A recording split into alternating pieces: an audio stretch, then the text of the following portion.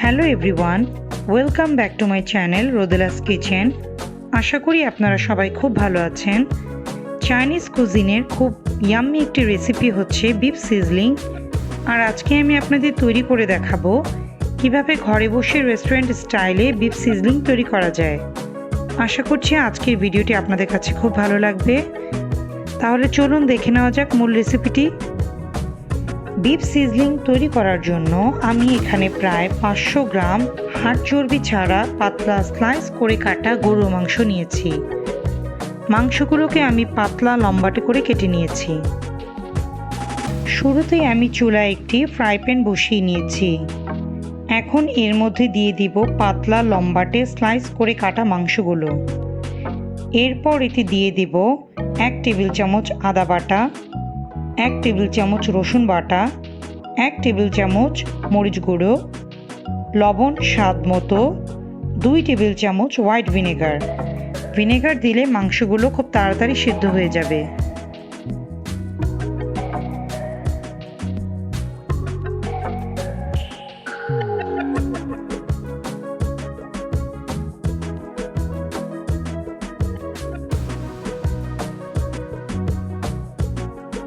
এরপর এতে প্রায় 1 কাপ পানি দিয়ে ঢেকে মাংসগুলোকে খুব ভালোভাবে সেদ্ধ করব।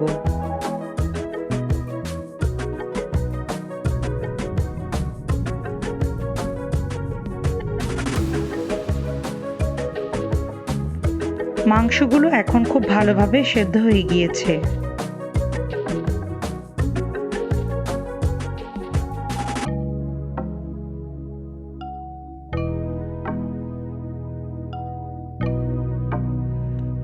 এদিকে আমি হাফ কাপ গাজর, হাফ কাপ হলুদ ক্যাপসিকাম, হাফ কাপ লাল ক্যাপসিকাম, হাফ কাপ সবুজ ক্যাপসিকাম লম্বাটে করে কেটে নিয়েছি। সাথে হাফ কাপ পেঁয়াজ কিউব করে কেটে নিয়েছি। এখন অন্য একটি ফ্রাই প্যানে 2 টেবিল চামচ কুকিং অয়েল দিয়ে দিব। এরপর আমি প্রথমে কেটে রাখা গাজর দিয়ে দিচ্ছি, কারণ গাজর সেদ্ধ হতে একটু সময় বেশি লাগে।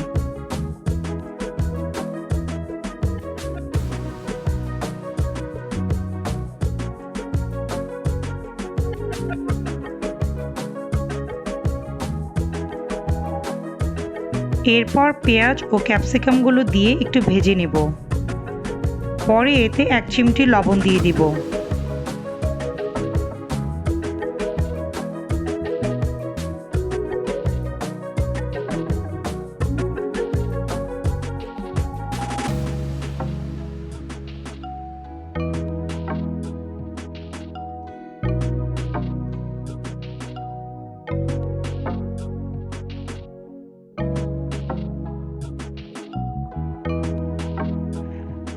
এখন আমি দিব 1 টেবিল চামচ চিলি সস, 1 টেবিল চামচ সয়া সস, 1 টেবিল চামচ ওয়েস্টার সস।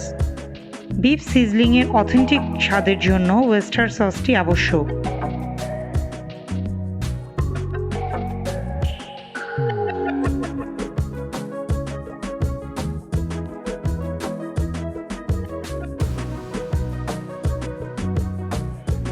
এরপর সেদ্ধ করা মাংসগুলো এর মধ্যে দিয়ে দিব।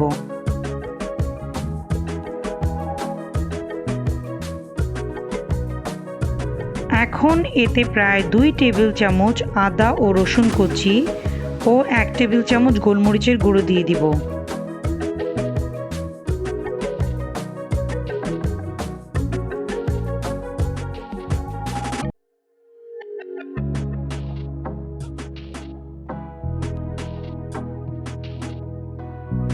প্রায় হাফ কাপ পানিতে 2 টেবিল চামচ কর্নফ্লাওয়ারের মিশ্রণ এর মধ্যে দিয়ে প্রায় 4 থেকে 5 মিনিট রান্না করব। কর্নফ্লাওয়ারের জন্য এর মধ্যে একটি স্টিকি ভাব আসবে।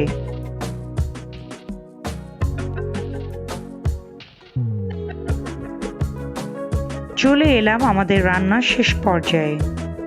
এখন আমি একটি উত্তপ্ত ফ্রাই প্যানে প্রায় 40 গ্রাম মাখন দিয়ে দিব। ফ্রাই প্যানটি আমি এতটাই উত্তপ্ত করে নিয়েছি যে মাখনটি দেওয়ার সাথে সাথেই নিমিষেই গলে যাচ্ছে। এরপর এর মধ্যে দিয়ে দিব গোল করে কেটে রাখা পেঁয়াজ ও কাঁচামরিচ কুচি। বিফটি যাতে প্যানের গায়ে লেগে না যায় তার জন্য প্রোটেকশন হিসেবে দিয়েছি। এবার আমি বিফটি এর মধ্যে দিয়ে দেব। আওয়াজটা শুনেই বোঝা যাচ্ছে প্যানটা কতটা উত্তপ্ত ছিল আর সিজলিংটি কতটা সুন্দরভাবে হচ্ছে।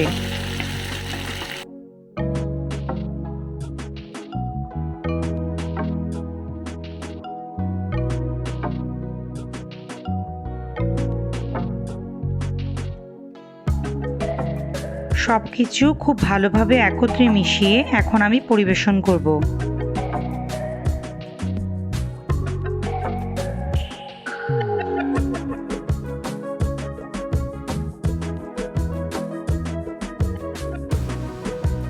তৈরি হয়ে গেল আমার রেস্টুরেন্ট স্টাইলের বিফ সিজলিং। এটি তৈরি করা কতটা সহজ তা তো দেখেই নিলেন।